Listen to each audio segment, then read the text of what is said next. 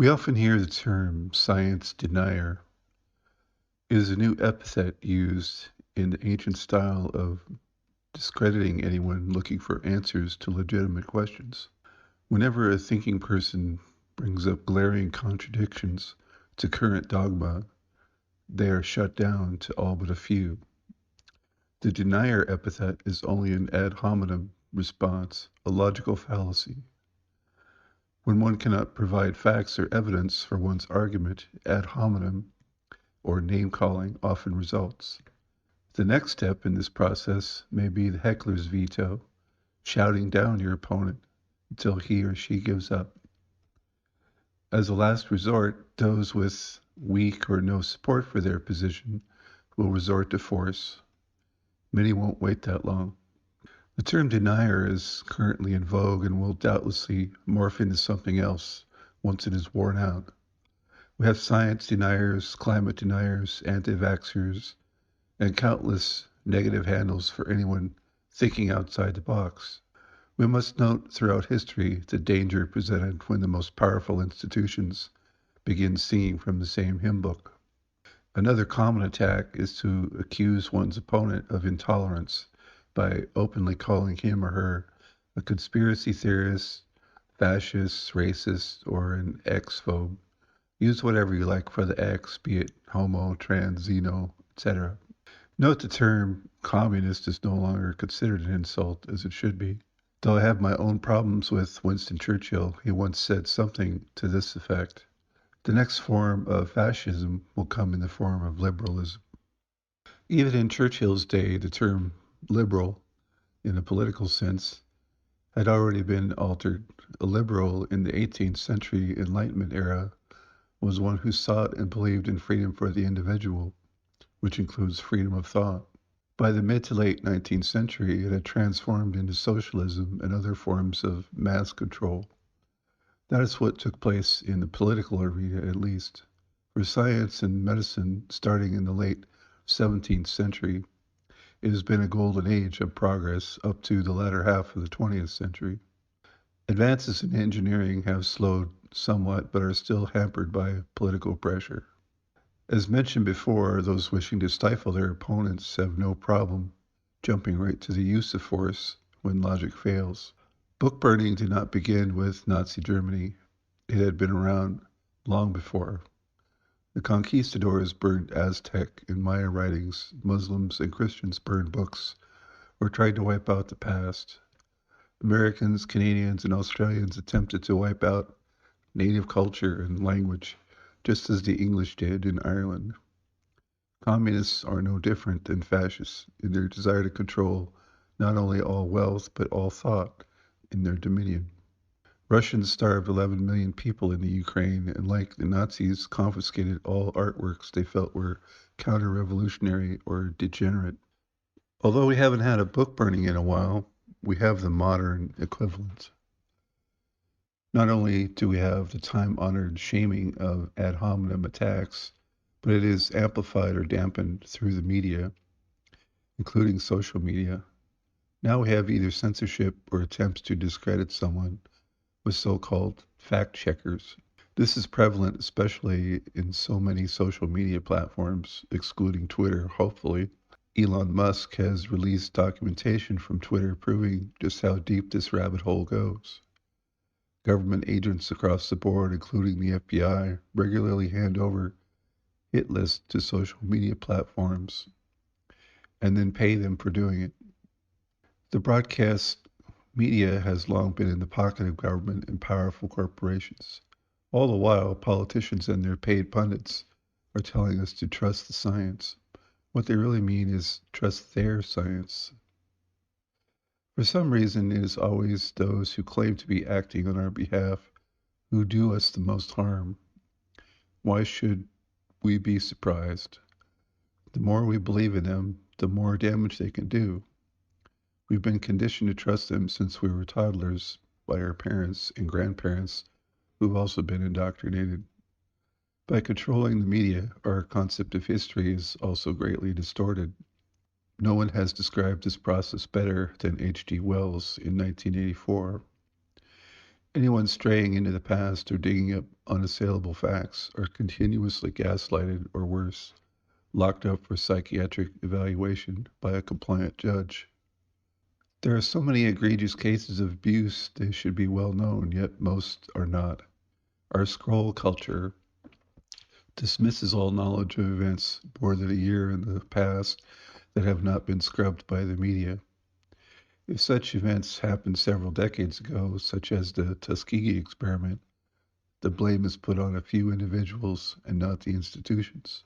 In 1932, there was no known treatment for syphilis, a contagious venereal disease. 600 African American men were recruited with a promise of free medical care. The men were enrolled from Macon County, Alabama, to study the full progression of the disease. The study was carried out by the U.S. Public Health Service until 1972, enlisting the aid of the prestigious Tuskegee Institute. Of the patients, or rather test subjects, 399 were already infected and 201 were there as control. All were poor sharecroppers who likely had never seen a doctor before. The study was only originally designed to last 6 to 9 months. After no useful data was produced initially, it was decided to follow the subjects until their deaths, with all treatment halted. Even penicillin was denied to them when it became available in the mid-1940s and withheld even after 25 years. In the government's zeal to gather nuclear bomb data, people were uprooted from Pacific islands they had occupied for thousands of years. The residents of Bikini Atoll were forcibly removed from their home and set on another island with next to no resources to be wards of the government forever. Later, they were relocated back to Bikini, though there was no indication it was safe. Accidents occurred during the development of the atomic bomb, and 2 scientists at Los Alamos died from radiation poisoning. Vast amounts of data were available in the aftermath of Hiroshima and Nagasaki, demonstrating the danger of radioactive fallout. The islanders lived on Bikini for 10 years before their government overlords deemed their home to be too hot once again. All this time, they were studied like lab rats by the same caretakers. The benevolent government also injected radioactive substances directly into the bloodstreams of both cooperative and uncooperative patients. A 53-year-old African American, Eb Cade, a cement mixer at a construction company, was hospitalized for broken injuries after a car accident. At Oak Ridge Nuclear Facility, he told doctors that he'd always been in good health, so they secretly injected him with 4.7 micrograms of plutonium. Scientists knew perfectly well the serious negative effects associated with radiation. After conducting many experiments on animals with severe adverse effects, they knew exactly what they were doing, intent only on documenting the effects of plutonium isotopes on living beings. Over the next 5 days, excretions were taken from Cade to log how much plutonium his body had retained. He was strapped down, and they refused to set his broken bones until April 15th. They cut samples from his bones before setting them to look for more plutonium. 15 of his teeth were pulled for testing without informing Cade of what was going on. A nurse said that the tortured Cade escaped in the middle of the night. He died in 1953 of heart failure. Cade was not the only subject of inhumane radiation experiments done without informed consent. At the University of Rochester, at least 11 patients became the subject of radiation experiments. 6 or more were injected with uranium, and 5 or more were given polonium. Some might remember how a dissident was murdered with the tiniest amount of polonium by a Russian agent some years ago in London.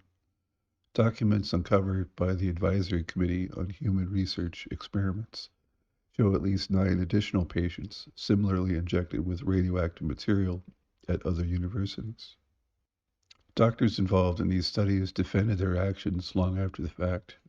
It wasn't until the Clinton administration that any acknowledgement was made, though there could be no excuse.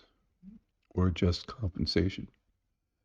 After the discovery of horrific medical experiments done by both Japan and Nazi Germany on human beings, we supposedly adopted the Nuremberg codes to prevent such a thing from ever happening again. The ink was not even dry as the US and other governments continued on their merry way. Doctors and medical researchers are expected to have a minimal core of ethics. As it turns out, paychecks have always been a greater motivation for action. Government grants continue to fund this horrific torture of human beings, and doctors continue to administer them. Even if such studies could possibly yield data that might help others, it seems most of the time they're quite ill conceived. The US government did not prosecute the majority of those in Japan's infamous 731 unit in return for the data they had amassed. The test subjects there were prisoners of war and civilians, both in poor health, sick of tropical diseases, or malnourished. Similarly, the Nazis experimented on concentration camp inmates, also in poor health. How could their data apply to soldiers or airmen in peak condition? I'll cite a much more recent case of so-called science from the Office of the Inspector General.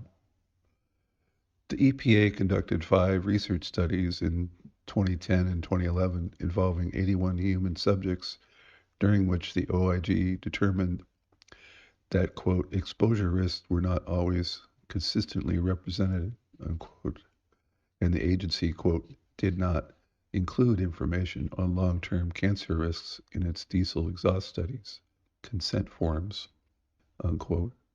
The EPA exposed subjects from children to senior citizens to exhaust fumes to test their effects. They already knew the toxicity of these fumes. Despite EPA regulations establishing a presumption against human experiments, quote, involving risk of substantial injury to a human subject or, quote, irreversible health effects, unquote, the OIG reports that the agency tested extremely high levels of pollutants. According to the report, quote, diesel exhaust is a complex mixture of more than 40 toxic air contaminants. These include 19 known or suspected carcinogens, such as benzene, formaldehyde, and 1,3-butadiene. Quote, a 2006 EPA assessment document further reports associations between short-term particulate matter exposures and mortality and morbidity.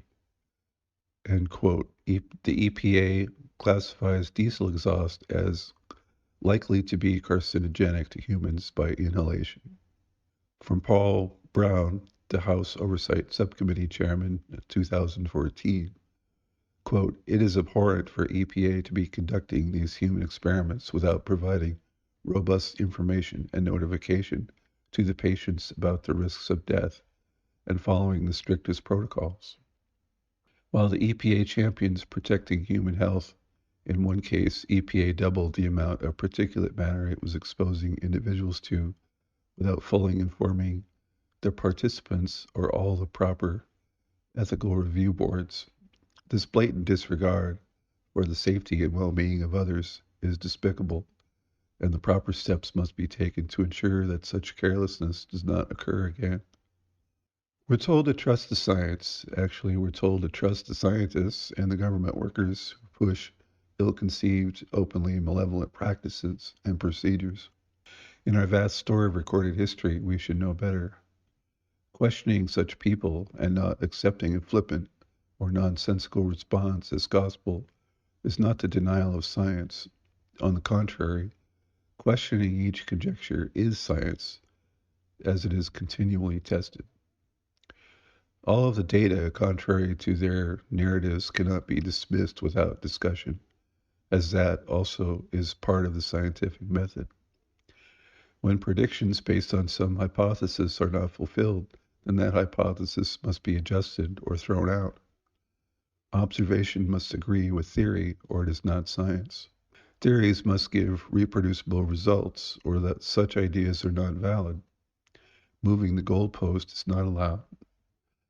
And when the same people are wrong repeatedly, sometimes for decades, then it is right not to take their claims seriously. Their reasoning is flawed, and no attempt at altering history can change that.